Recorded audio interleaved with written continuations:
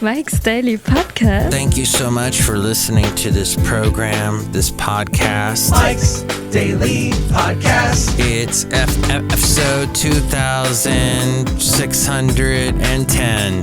That's a lot of podcasts, my friend, and it has required me to do every single one because I don't have any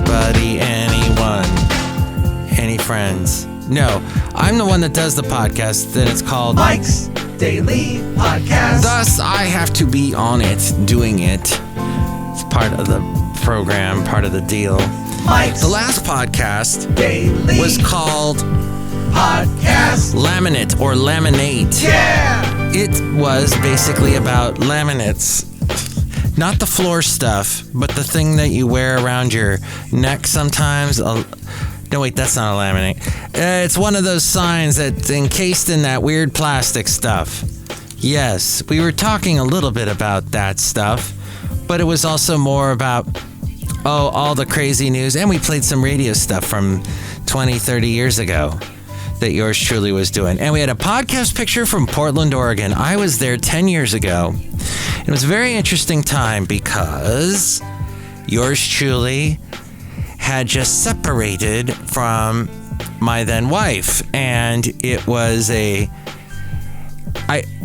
feel as if it's the only time in my life I've really walked around in a complete fog. Some people talk about a lost weekend or a lost month or a lost year. That definitely felt maybe that entire year of 2013 felt like a lost year. But my then wife told me just before we separated, hey, why don't you do something for yourself? Go somewhere you've always wanted to go and try to, forget about all the horribleness that's happening right now. And I said, okay. And here's today's podcast picture. I'm going to Portland, Oregon. And I was thinking about Portland, Oregon a lot lately because of the heat wave that we've been having in California and more so up in Oregon and Washington. And I really couldn't find any pictures. I don't know where my pictures went, but there was one really cool picture and I posted it.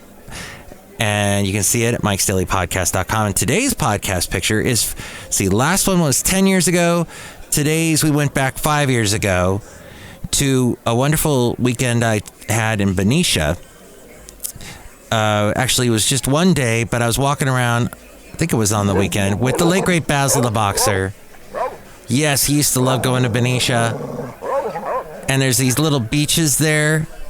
It is on the bay. It is on the Carquinez Strait, I think, is what it's called. And so you're inland, but there's all this water from the bay that goes into the Delta in California, all the way to Sacramento, Stockton. But Basil enjoyed barking at the waves and walking around on the beaches, and we had a lot of fun. Little did I know, and I was to meet my lovely lady friend around that time. And in fact, we just recently celebrated our 5-year anniversary. Little did I know that she was living in Benicia. Not at that moment, but I think the year before. But Basil and I used to love to go to Benicia all the time. We never ran into her. I met her years later in Podcastro Valley. And she was sitting on a bench with her friend Daisy, and they were talking, and along comes me and Basil. And it's fascinating to me because I know, knowing my lovely lady friend, she'll sit and talk with people, but she's usually on the move.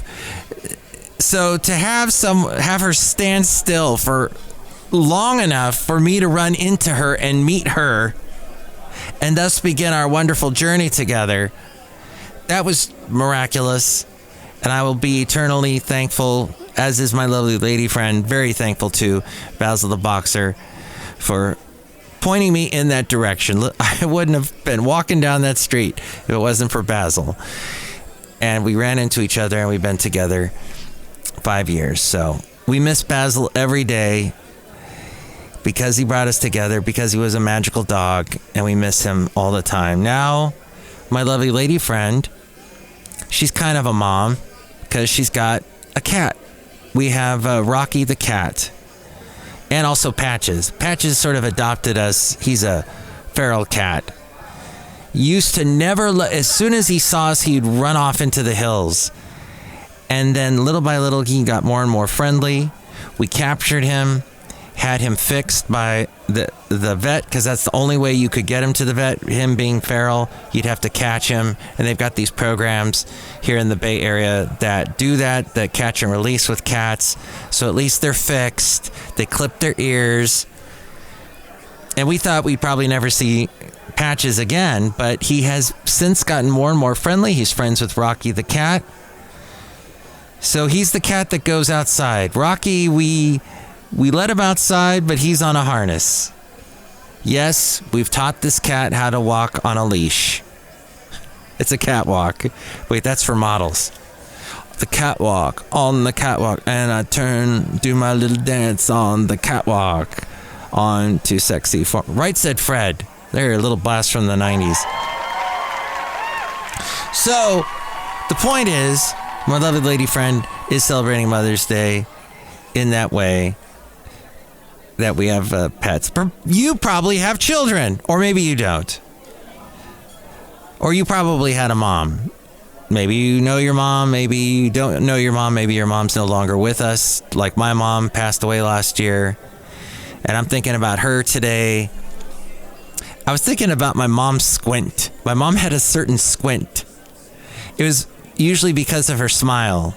And she taught me a lot about wrinkles and about being happy with your wrinkles and try to smile a lot so you get nice smiley wrinkles.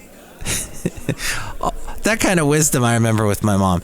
My mom could chat with anybody and was just the most friendly person on the planet. She unfortunately had an addiction to nicotine, as a lot of people from her generation did. And I hated that. I told her I wish she would quit. Her closest friends that wanted her to stay alive would tell her quit, but she was always, no, this is my one thing. I should be allowed this one thing. Well, unfortunately, that one thing leads to a decline in your health much quicker than if you don't have it. It is proven, and it proved the case with my mom. So I'm thinking of her, though, and the good times and all the beaches we went to and all the fun things we did in Florida after she moved to Florida about 20 years ago. And so thankful as we go outside a Café Anyway, where we bring you Mike's Daily Podcast, somewhere in Podcaster Valley, that she did visit me in Podcaster Valley and enjoyed actually going over to Livermore and the wineries there. She loved her wine. And the amazing trip we took to Germany. And then when I was a kid, my friends loved my mom. Absolutely adored her because she was the cool parent. She was like, hey, nice to meet you, Mike's friend. Let's go to the beach. Let's go to Disneyland. Let's go to, and some amazing places. She was a real go-getter. She ran a video store for years before Blockbuster basically put her out of business. And then, hey, haha, Blockbuster, you're out of business. Except for one, somewhere in Alaska, I think. But she was a survivor. Came from Germany.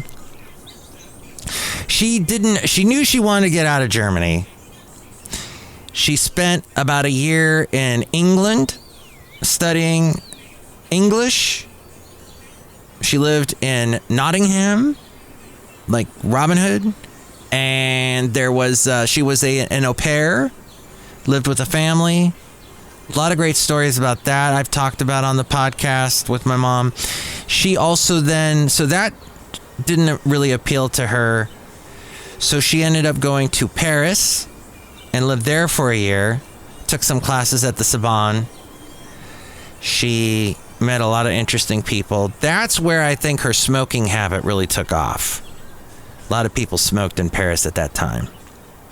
Then went back home, and the opportunity to move to America, specifically California, happened. And she moved to not only to Los Angeles, but to Bel Air. She was an au pair in Bel Air.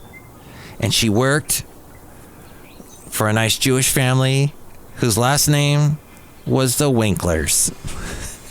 I would always say, Mom, you mean Henry Winkler? You mean the Fonz? She said, I don't know what you're talking about. She didn't really watch television. Although, wait, I take that back. She did love Big Bang Theory. What is it with that generation that loves Big Bang Theory? I don't know. But my mom loved the beach. She didn't like to sit around watching TV. She liked to get out and do things. And she loved the beach. Did I mention she loved the beach? Oh, boy. That's where she met my dad. That's why I'm here. And she gave my dad, took a chance on my dad. We'll put it that way. Because she saw him with a book. And my dad wore glasses. So she thought, this guy must be smart. Oh, and he's tall. So that's how come I have glasses. I'm tall. Oh, and my dad was bald, but she didn't care about that. And thusly, I am bald. Although my mom made a big deal about it when I got bald, when I started losing my hair.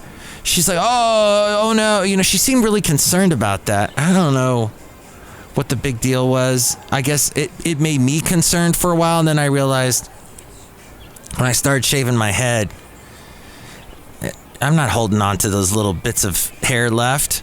And plus, it's cool. And I guess I should be thankful I live in a time when it's cool to shave your head, like The Rock, like all these actors that are clean shaven, like what's the British guy, Jason Statham, and all the others. It's cool to have a shaved head. So I guess there's that look. I looked, and I talked about this on the last podcast. I found a website called Happily Bald, and it's for men and women. And it talks about things you can do depending on your skin tone, what sort of clothes you can wear. If you're a guy, should you grow a beard for your bald head? That kind of thing. Not getting any money from them, but I discovered that. So that seemed to be a hang-up for my mom. Although the love of her life, whom she found towards the end of her life, thankfully, and got to spend 5 wonderful years with him until he passed away. His name was Mike. He was tall. And they had the best relationship. And they got through horrible times for my mom. My mom lost her leg. He was there for her. She fell down and hurt her hip. They had to put a pin in it. He was there for her through that. Then he got sick. And she was there for him until the end when he passed. But they had a wonderful relationship. Got to meet him a couple times. Oh, and he was in broadcasting.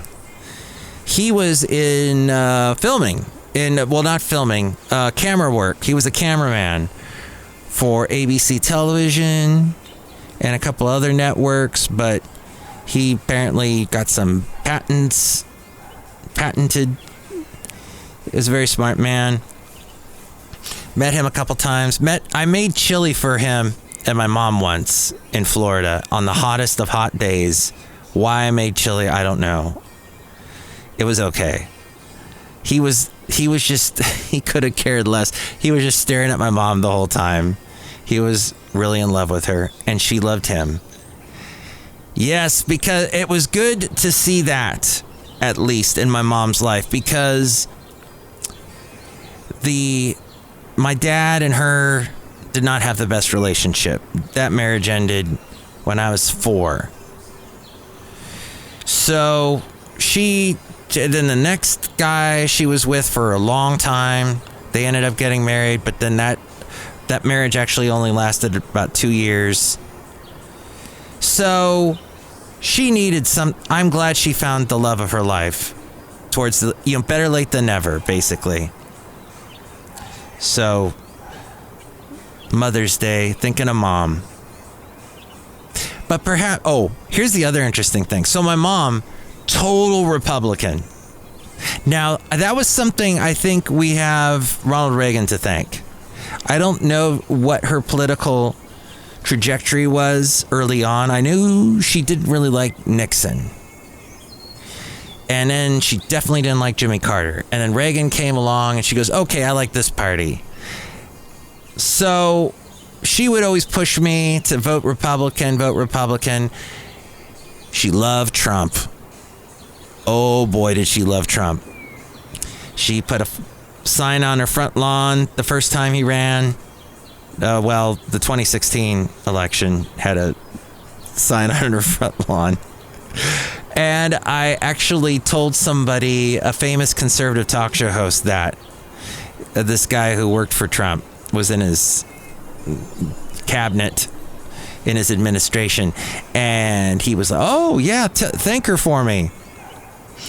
But that's...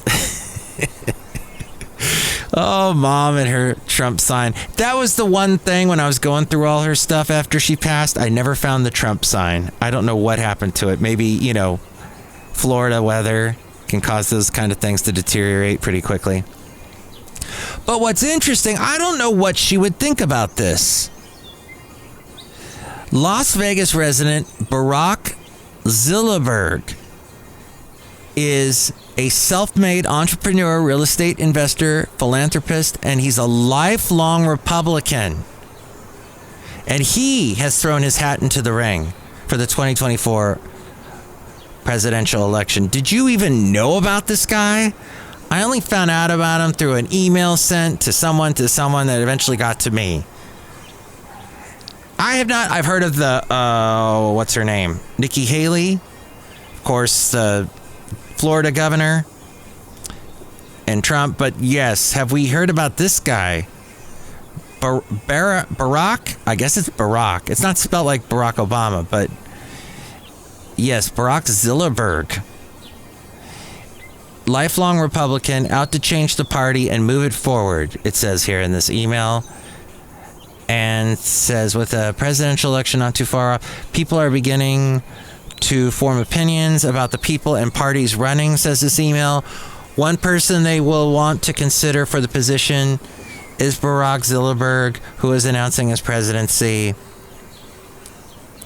Turning heads with where he stands on some issues.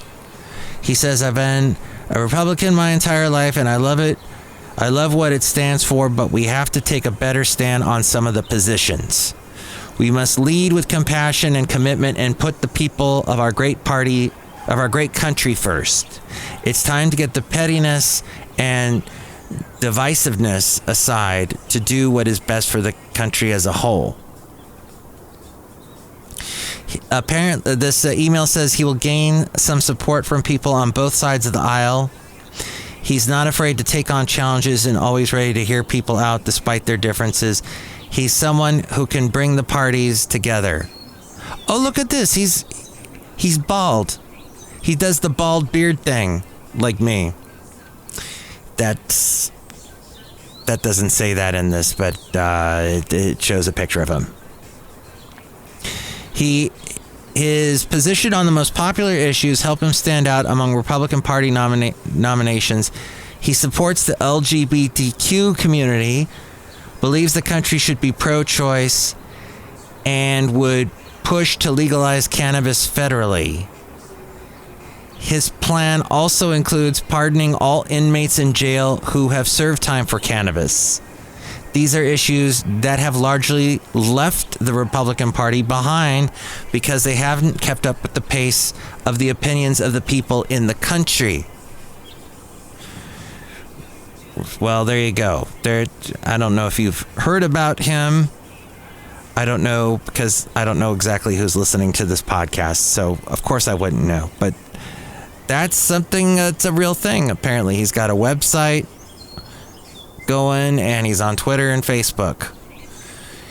Interesting. All right. Outside of Café Anyway, somewhere in Podcaster Valley, the last place on earth. Happy Mother's Day. If it's not Mother's Day, then why the heck am I talking about it? May 14th, by the way, other than Mother's Day, is also National Dance Like a Chicken Day.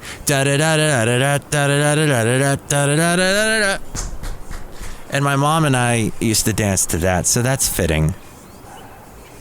National Buttermilk Biscuit Day. How do you like my biscuit?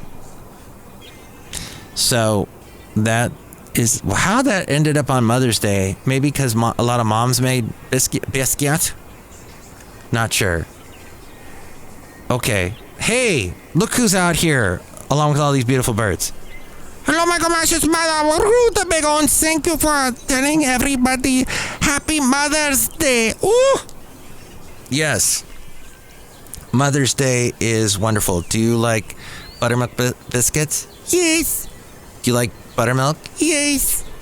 Do you like coffee? No. What?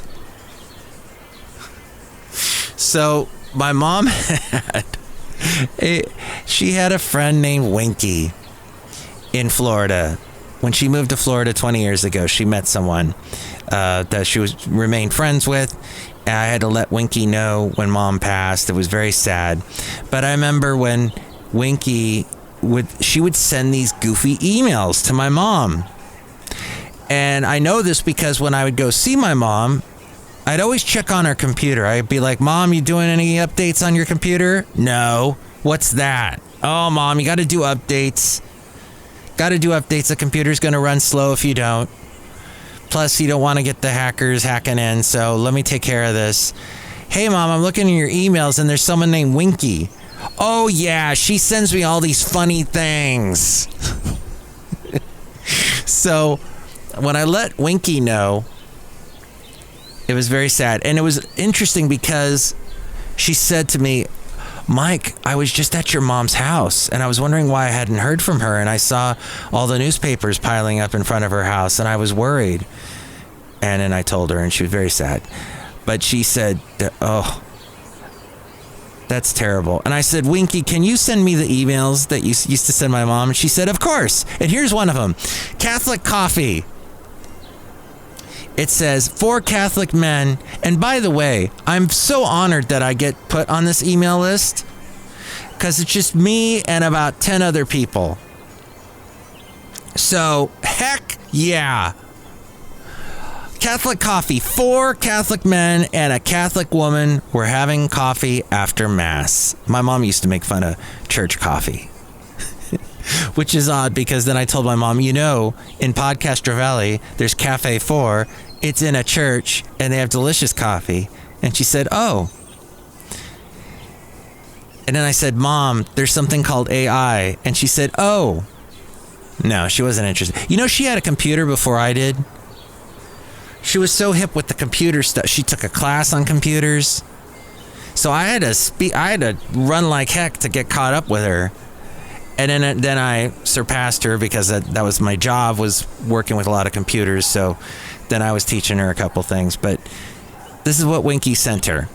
4 Catholic men and a Catholic woman were having coffee after Mass. The first Catholic man tells his friend, my son is a priest.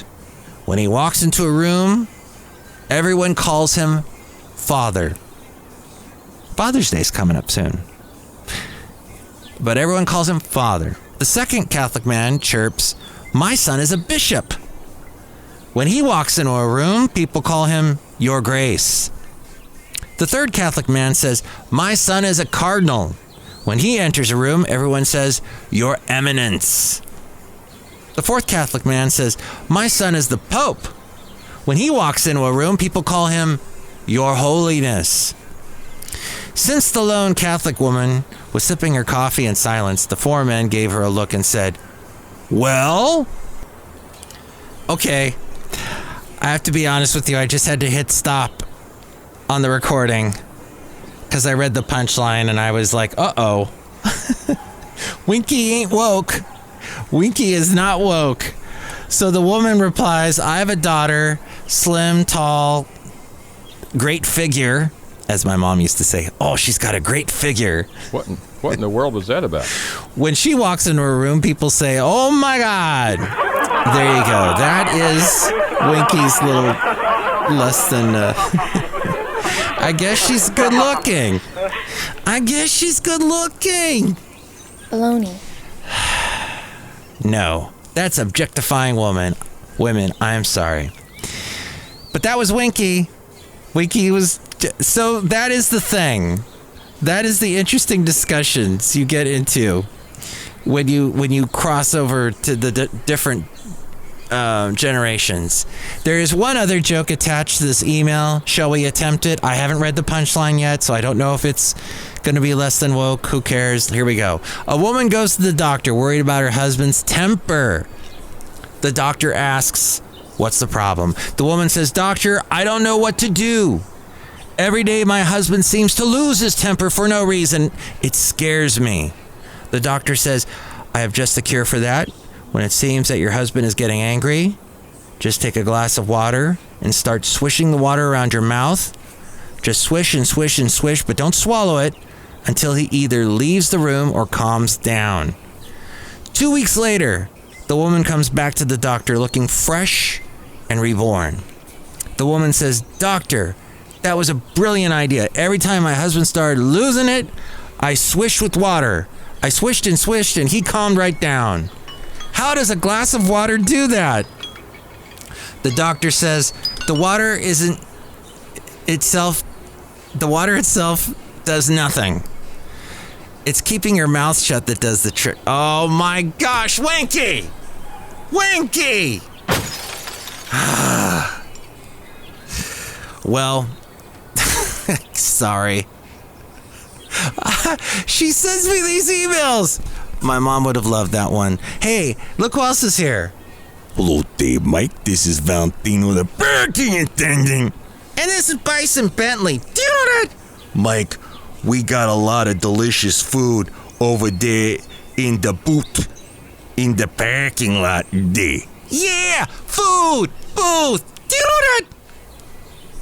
Oh, excellent. Sort of like a Mother's Day spread. What do you eat on Mother's Day? Buttermilk biscuits? Ham? It seems like every holiday it's ham. Or some kind of pork product. Hot dogs. Mom liked going... Well, she loved prime rib. Maybe it's a prime rib day? I don't eat that much meat anymore, so... You know what, though? In Florida, she got into shrimp. And all kind, like she loved shrimp salads and whatnot. So maybe we'll go with seafood. Do you have any seafood in the booth in the parking lot? Yeah, we got some fish and chips day. Yeah, fish and chips. Do you know that? Wow, fish and chips. In England, they have the smashed peas that they like to eat with fish and chips. And I have to thank my mom for that because she used to get the, what was it? Is it Gordon's fisherman, those fish fingers? The fried fish things that you put in the oven. And it's like you've got fish and chips. Anyway, she would always serve it with peas. And little did I know it was because of her, maybe her, a little bit of her British experience where she enjoyed some of that, although she did not like fried stuff generally. You know, it's not really those fried fish, not really good for you, of course. Shrimp, the best fish for you, mackerel, sardines, salmon, because they got those the omega fatty acids in them. That is good for you, but not so much the fish finger stuff. Gordon's, that's it. Gordon's with a T. Yeah, that stuff isn't exactly that, but that was something my mom used to throw together. And I'll get that once in a great while. I'll get that. My lovely lady friend won't have any of it. She said, that's not really good for you. And the last thing that has to do with some conservatives. Conservatives know who Tucker Carlson is. Perhaps you do too. He plans to start a new show on Twitter. This apparently erased $235 million in value from the video platform Rumble. That's the all conservative version of Rumble. You know, like there was the all conservative version of Twitter, which was Parler, Is that even around anymore? Let's see. Nope. Gone. Wow. It's gone. Yes, so we'll see what happens now to Rumble. And there was a lot of money being put into Rumble. The move pushed the Peter Thiel-backed video network down as much as 12% before trimming losses by half. As traders discussed whether Rumble will now have to compete with Twitter for users seeking conservative media personalities. Investors had snapped up shares of Rumble and other stocks as speculation over Carlson's next landing spot as he left Fox after his move from Fox Corporation after that lawsuit. The platform, which emerges a right-wing alternative to YouTube and claims to create technologies that are immune to cancel culture, is seen as a competitor to social media firms like Twitter and Facebook. Rumble rallied 6% on the day Carlson was ousted from Fox and had gained 17% through Tuesday's close. Digital World Acquisition Corp, the blank check firm taking Donald Trump's media company public, shook off losses to rise 1%, while Class A Fox shares dipped 1.6%. In the video, Carlson tweeted to announce his plans. He added that there aren't many platforms left that allow free speech. The last big one remaining in the world, the only one, is Twitter. Isn't that amazing? Can you imagine that being said a year ago? Well, I guess Twitter has gone through the ringer, and had all the Republicans yell at them. And of course, Mr. Elon Musk let a lot of people go. So now apparently it's been purified.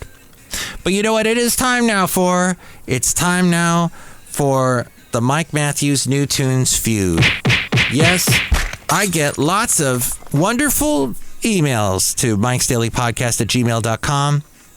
People emailing me songs, and then I like to share it with you. Although I can't share the whole song because YouTube does not allow that, and they will ding me and they'll take down my video. Not because I talk about politics or anything like that. Nope. It's because, like, they took my friend down recently for some weird reason that they were saying he was getting money that was from fake accounts or some weird thing, so they took down his YouTube account, or they demonetized it, is what happened.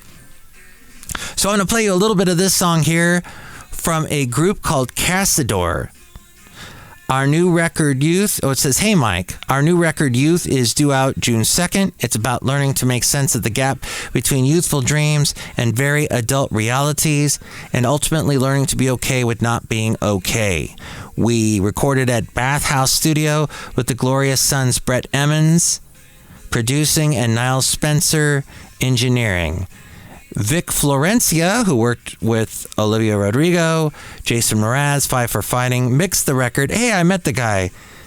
Jim Andrasik, is that it? Andrasik from Five for Fighting. I met him once. Very nice guy. We were hanging out in Port Hueneme, California, just before a acoustic concert that he did for us. And then Peter Letros mastered the album. Peter has worked with Beyonce and Duran Duran. Let's listen a little bit to this. This is called Younger Days by Cassador.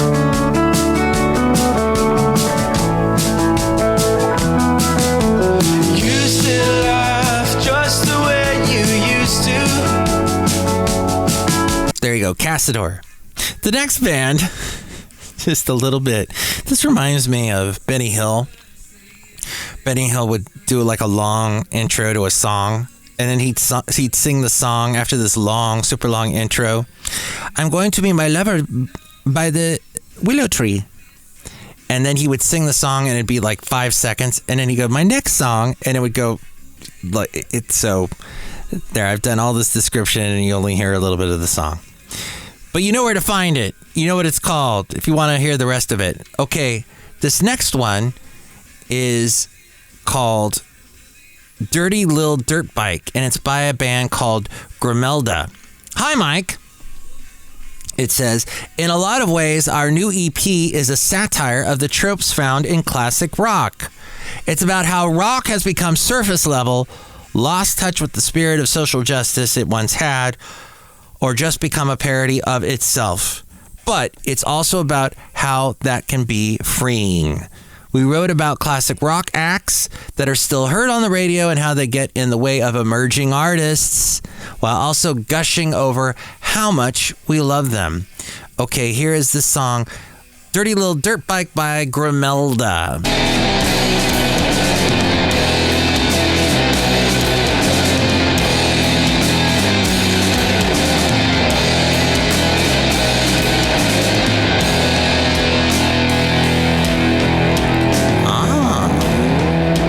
By the way, they only have 5 subscribers, so go subscribe to them on their YouTube channel, won't you? That was song 2. Song 3. It is in the Growers. What? Growers. Okay. And their song, 17 Cigarettes. It says, hi, Mike. Hey, Mike. They all like to say, hey, Mike, when they address me. Ever have one of those long cigarette breaks where you contemplate all those choices in your life that will affect your future? No, I don't smoke and no one should. Our song 17 Cigarettes is inspired by the struggle of getting older, especially in your late teen years. Transitioning from being a kid to having a bit more responsibility and independence is tough. There are all these important choices ahead of you, where you might go to school or work, and what sort of impact those choices will have on the course of your life. At least they didn't say the word adulting. Ugh. Okay, here's a little bit of Growers and their song 17 Cigarettes.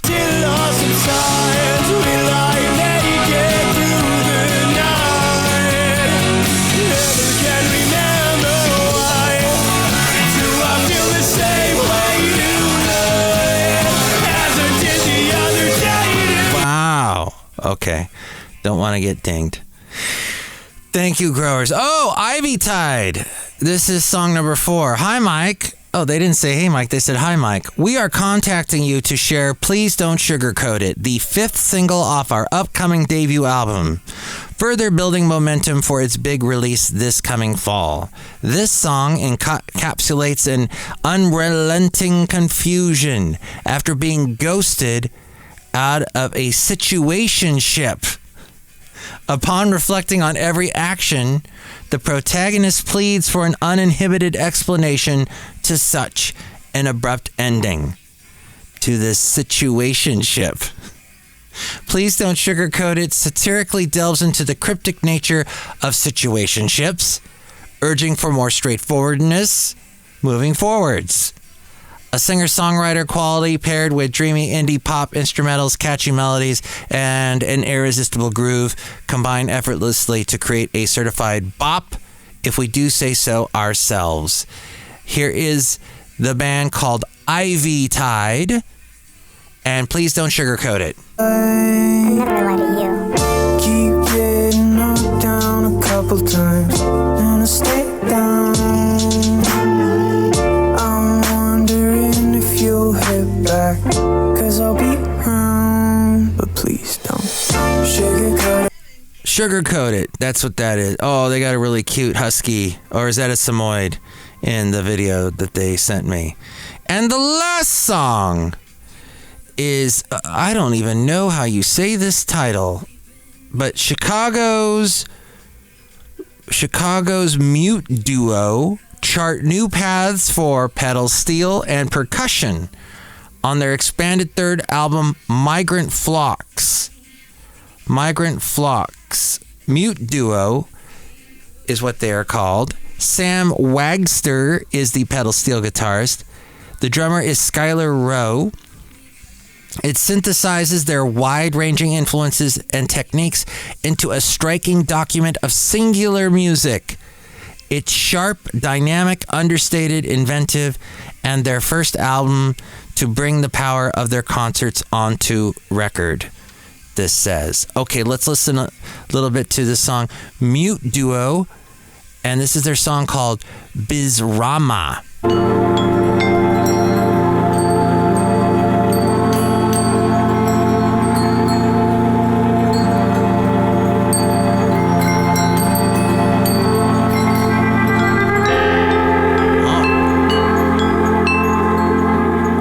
So smooth, so mellow.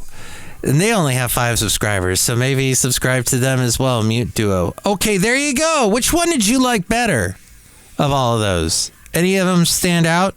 Did none of them stand out? Why don't you give me a call, as my lovely lady friend would say. You can go to 510-228-4640 on your phone. That's right. Dial now. 510, because I'm in the 510, baby. The East Bay, baby. 510-228-4640. And if you didn't catch that because I said it oh so quickly, you can either hit rewind, because it's a podcast, or you can go to the website, mikesdailypodcast.com, and with more information on how to reach me, here's a frame. Mike's Daily Podcast is written and produced and performed by Mike Matthews. His podcast is super easy to find. Download or listen to his show and read his blog at mikesdailypodcast.com. Email Mike now at mikesdailypodcast@gmail.com. See you tomorrow. Bye!